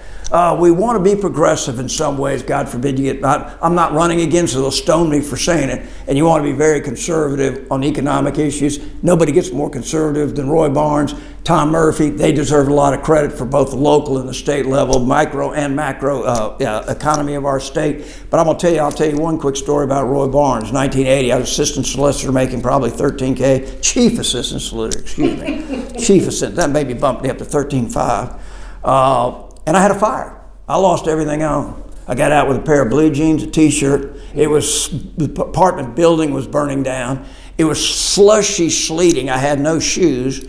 And somebody came and lent me a pair of, I've got a 7.5 foot, they're probably like 13 tennis shoes that we duct taped to my feet, around my feet to keep them on. And that was my day. And a number of days later, you just can't tell you, you got to laugh and you'd cry. So I empathize when I hear anybody going through this.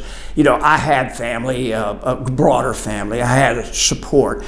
But if you want to feel lousy, stink like soot, you haven't changed your underwear in 2 or 3 days, you got one daggone t-shirt, and you're just depressed. You can't get up to do anything, because you go look and say, where do I start to try to salvage anything? Well, I get a call. It might have been from Steve. I don't remember who it was for, Roy, whatever. It said, beat me down at Charlie Ruff's. You remember Charlie, he was a county commissioner. Had a Ruff's men's store on Bankhead Highway. Fine store, miss it to this day. I get a call and said, you be down at Ruff's men's store Sunday at pick a time, 2 o'clock, whatever it might have been. I'm surprised it wasn't OK Cafe. Well, yeah, it would be maybe now, but said, meet me down there, or meet us down there. Maybe Charlie called me, be down there. And so I was down there at 2 o'clock and opened it, had the door open, brought me in, locked it behind me, and said, Roy Barnes, Steve Thompson, Richard Moore, a number of the other, Tom Browning, another. This is talking about the bar. And they didn't know me nothing. I was a assistant solicitor dealing with misdemeanor cases with a keen interest of being around people like that, but I didn't have any clout or juice. Said, let him get everything he needs, and we're going to cover the freight. But get whatever he thinks is reasonable, go out. And I'm telling you what, not one, I'm not thankful, but I go in there and you put on a clean pair of pants with a crease, a white shirt that's clean, and a collar that's crisp, and new shoes. I've told Roy, I have a size 7.5 foot. There was nothing in the store but one pair. Is it Edmund Almonds or Almond Edmonds? Very expensive, one of the most expensive shoes that you can have. And I think it's Edmund Almonds, but I don't know. But it was the only 7.5 in the store. So I told Roy, I'm glad you're wearing your $8 hush puppies, because I got these 200 pair of Edmund Almonds that I'm wearing at your event. But the one thing I'll promise, well, I'm going to be reduced to ashes, but I'm going to promise you I'll put those damn shoes in the urn with me. So you know that I've gotten use out of them for all eternity. And I'm very, very grateful. But that's the kind of people Roy Barnes is. And people just say, tell me something bad about it. I said, I'll talk about Roy on issues till the cows come in. You talk about saying something bad about the man, I won't do it. And he would never do it to anybody else. He's too classy of a man. Well, I think there's a backstory about he and Otis too, but we won't have time. Well, they're Yeah, right. like two peas in a pod. Johnny, Otis, you got to understand the access, Roy to Otis to Johnny, was at their time and place the tightest conduit for communication and doing in the county. And that was independent of R&D, because obviously Johnny was Yeah. R&D. Oh, yeah. Okay, the term Godfathers, we have, Ty and I have went back and forth. We kind of confirmed it means something. I mean, because people watch The Godfather, Godfather 2. And it wasn't so much to kill people, but people had respect. You've been called one of the Godfathers of Cobb County. And this is your last question, and be modest. Don't be modest. Why do you think that's so? Probably I talk too much. No, I'd like to think, and I am. I am interested in other people. I hope it's reflected, that it's an open book. Please come and share your ideas. I can learn as much from a plumber as I can a philosopher, and I don't mean that idly. I think I can communicate equally with both and equally display my ignorance and admit it and say, please make me better. I enjoy the art of debate and discussion, so I like to think in my time, not in Ernest Barrett, but a later time and place, I served as a positive link to much of what we see today. Not the only one, but part of a chain of people that put a face on Republican politics in a time and place, but broader than Republican, brought the pragmatic, practical leadership. I don't care. I can give a red meat speech as well as anybody. I love doing it. But the rubber meets the road is where the people you've just discussed got things done. And my name is part of that. It mentioned in the same even verse that I'm flattered and honored beyond anything that anybody I've ever heard of anything I've ever heard say about me. So I take that as high praise. I'd like to think that I was a creative, insightful legislator. The county system that we have now, there's legislation of mine. The State Indigent Defense Council bill is one that I did. A little bill that was important to me, but I think says something when all the World War II vets of somebody I knew very, very well had died, and he could not get an honorary guard and the formal funeral ceremony of a guy that spent 2 years in New Guinea in World War II, and if anybody, he did. And I thought, this is crazy, I can't do it. Well, I called the National Guard, and they said, for this one, we said, we're not allowed to do and get credit for serving as honorary pallbearers at funerals. They said, we'd love to, but we're just not authorized. He said, I'm going to send over our guard from out of Dobbins back then, and we'll do it this time. But please do something about it. So I've got down, now guardsmen, which is about 90% of what do, get their credit for their time duty serving as honor guards at military funerals. And I kind of get goosebumps even talking about that, because I know what it meant at my father's. He's buried at Arlington with my mother, with a full honorary guard and the pallbearers and a horse-drawn carriage. It's a memory you'll hate forever. And so those types of things, and I could go through a number of other bills, but bills are less important in my mind than having the reputation of getting something done. Somebody once told me in a committee meeting, he said, I listened to you and I had no idea how you were going to vote until you did. And I said, were you just playing poker? I said, no, I didn't. I'm being a little bit fudging on that. But I don't try to prejudge. I think people would come to me honestly feeling they would get a good listen. And if I said I would do something, I would try mightily to do it. I carry a small briefcase compared to most of those men and now women that you've talked about as being such seminal leaders. I was lucky enough to have the window to Cobb County in the past, though I certainly was not. I told after my granddad got out of the Army, and he pretty much went to New York and worked there, and my dad got out and left after his father had left and probably came back and said, you ran all the damn Clays out of Cobb County in 1950. We're back with a vengeance, buddy. I got 5 kids. I got 6 grandkids. So you ain't getting rid of us again that easy. And I hope our roots stay here for that amount of time. And one of the great things about Cobb County is the level of multi-generational leadership. It's really unique. You don't often see, and you know this in the corporate world, by the time you get to that third generation, you're into a succession or a sell-off or going under. And that's natural. But I've seen people with 2 and 3 and 4 generations, a lot of these names you've mentioned, that are every bit as much contributors to this community, maybe not as strong as the way. I always like to say, I'm always wary about bringing this up. You talk about leadership. Well, my granddad, as you well know, was asked by Dwight Eisenhower, who were very close. He was his campaign manager in 1952, and their friendship went back for decades, obviously pre-World War II, for a variety of reasons. But he asked him to serve as the chairman of the Eisenhower Highway Commission. And when it was published, I thought it was very interesting. If you look around that map, maybe other than New York, there's really only one city that has 3 interstates going through it. Now, we curse him now to say, what the hell fool thought about having that bottleneck of these 3 coming together? What would that mean for the Atlanta and the greater area in terms of development? Birmingham, which was slated to have the extension of 85, their South City fathers, they didn't have that vision. We don't want you. Why in the world do we want a big highway? We don't need that. So, hell, forget you. Ran it on down and passed them. Of course, eventually I-85 went over there. But, there's a difference right there. Atlanta had 3, Birmingham had none. And it was because city fathers said, bring it on. We'll deal with the consequences, the positive outweighing. Or you got the city leaders that we're fat and happy where we are, and progress is an evil word. And they kind of were left in the dustbin at that point in place in time. So I like to be a part of it. Any other? I covered pretty much everything I can think of. Yeah. Got about 25 minutes left on the battery. I will ask a question that as you were talking. I'll just finalize with this say. This community, I came out of law school and came to Marietta, Georgia, with probably $20 to my name, not in poverty, with a law degree, and hired on the spot by Herb Rivers. Met my family, met my wives, the children, law practice, career, everything that I've had out of postgraduate, I'm not in Athens, has been due to me arriving. One of the first 2 people my dad said call, he said call Steve Tumlin and call Otis Brumby.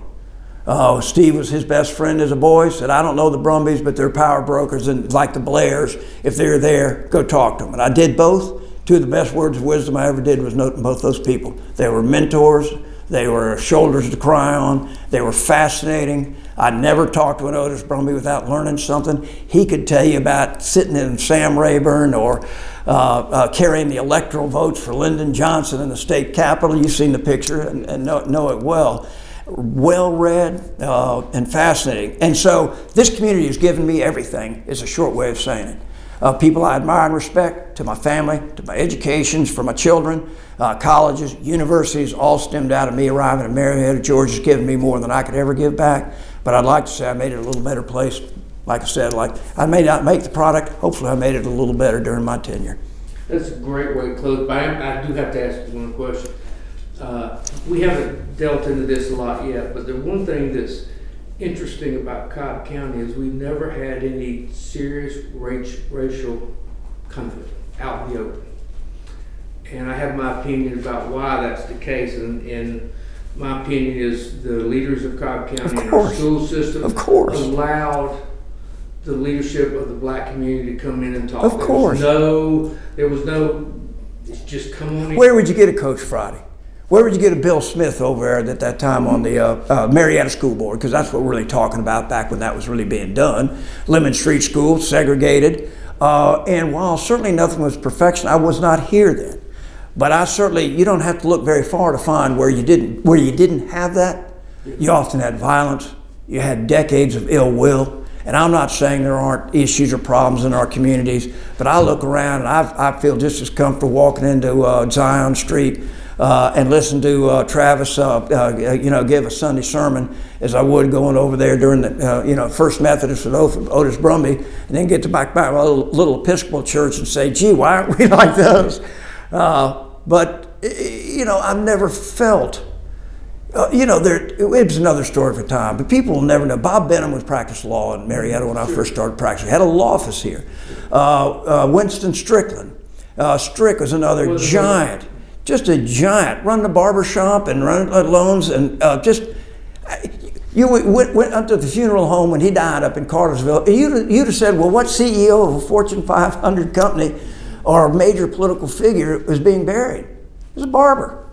Marvelous man who would always reach out. And I know there's many. Dion Bonner, you've already talked to. And going back earlier, I don't know a lot of the names. Mr. Brown with Marietta School System forever and a day. But people that really were people. And you know what? They knew it was the right thing to do. These were not people you had to drag in screaming. Yeah. They knew it was the right thing. It was like, it's as silly as looking back and wondering about women in Kiwanis. Now, I'm not saying that the obvious consequences were still enormous and we're still paying for, but people here knew it was the right thing, black and white, and they did it, not perfectly, but they're way ahead of about 75% of the rest of the country, 90% in the South. One of the things that I'm most proud of in my career, you probably don't know this, but Dion Bonner speaks about it. About 20 years, 18, 20 years ago, I had just come into this community with George Falcon.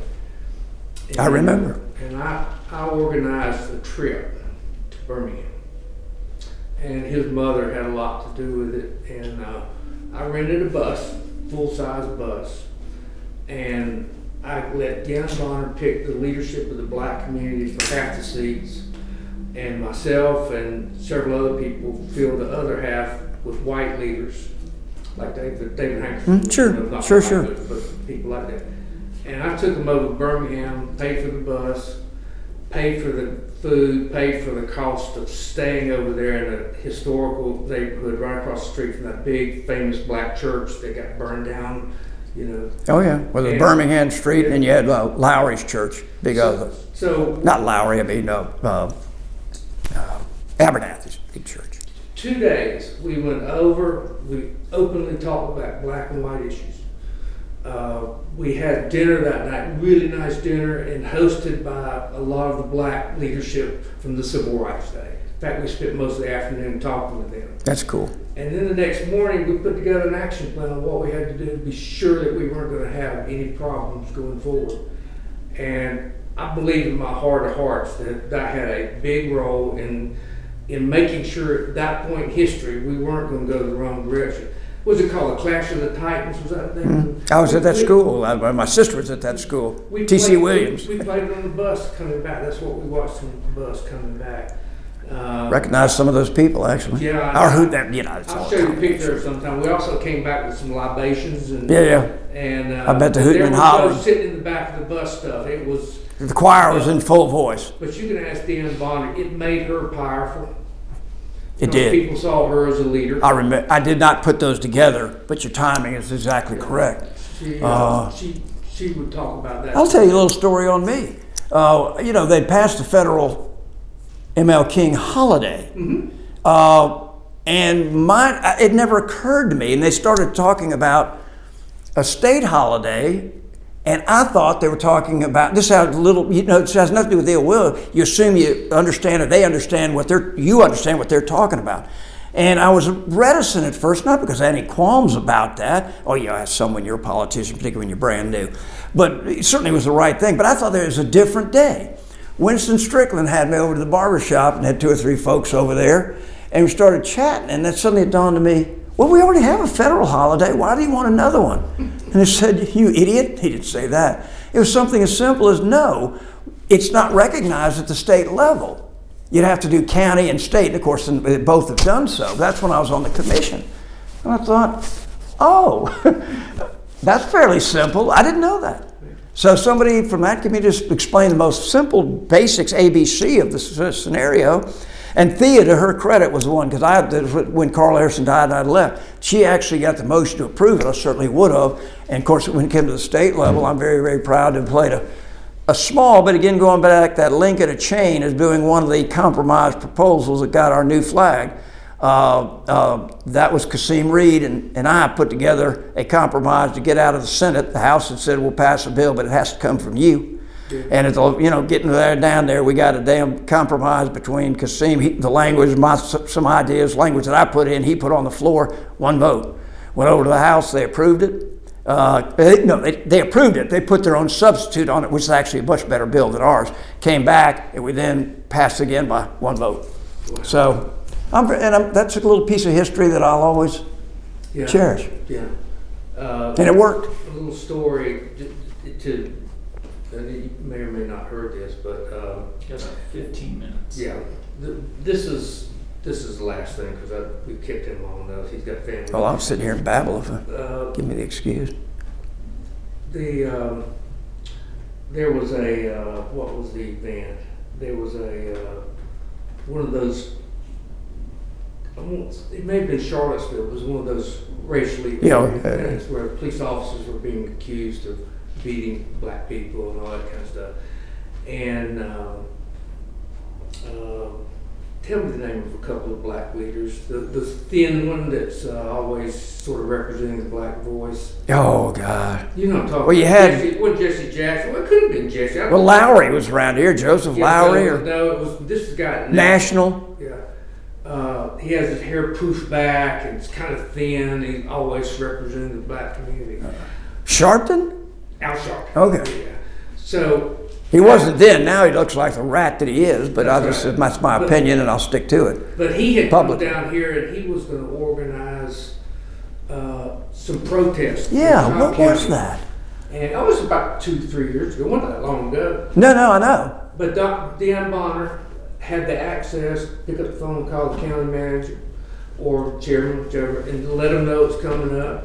Got together with the Cobb Police Department, the county manager. It's one of the school things. It was one of those One of the school things. That Tweety Bird thing. Yeah, it was also, we had to come up with, it was the officer's pay level, that kind of stuff. Right. And we had a meeting of over at the county and worked out how we would solve the problem, which then was distributed. Nobody would agree to organize that event. And that's because there's communication avenues. Absolutely. That don't exist in many That places. you can't build overnight. Yeah. They don't just happen overnight. I've told people. They don't happen. I've told people. Again, that's our community. Can-do community. Sam Owens were at his desk, or I was at my desk, or anybody else, and you had a phone call from the Lieutenant Governor, Dan Bonner. Which one would you call first? Yeah. Dan Bonner. Well, I'd say that was Sam on many things, and I'll hush up with this. I was one of the first or second MLK celebrations. Michael Thurman was the keynote speaker. There weren't that many white folks in the audience at the old Civic Center back then, so it wasn't hard to pick me out. He was the next speaker, but we went up and gave just one of the really great speeches, and then he was just been elected to the General Assembly. We've been good friends ever since. He said, you were at the first meeting when I gave the first speech. There weren't many in the audience. I could see you real well.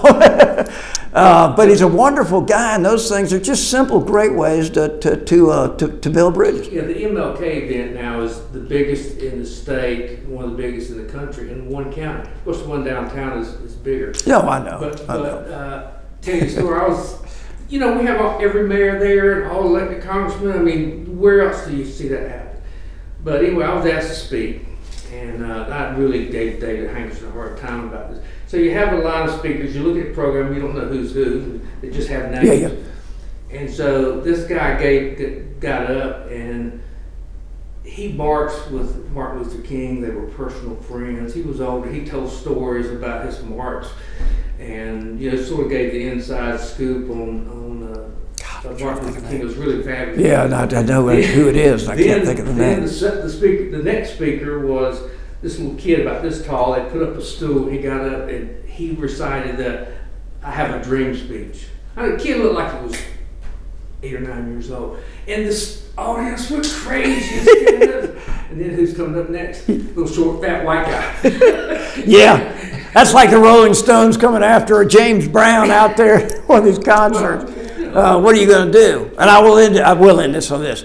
I went to North Carolina undergrad. 1957, the last team, a collegiate basketball team, whose star and center was a Jewish kid named Lenny Rosenbluth from Brooklyn, who beat Wilt Chamberlain, Kansas, in a triple overtime final. People say the greatest game in college basketball.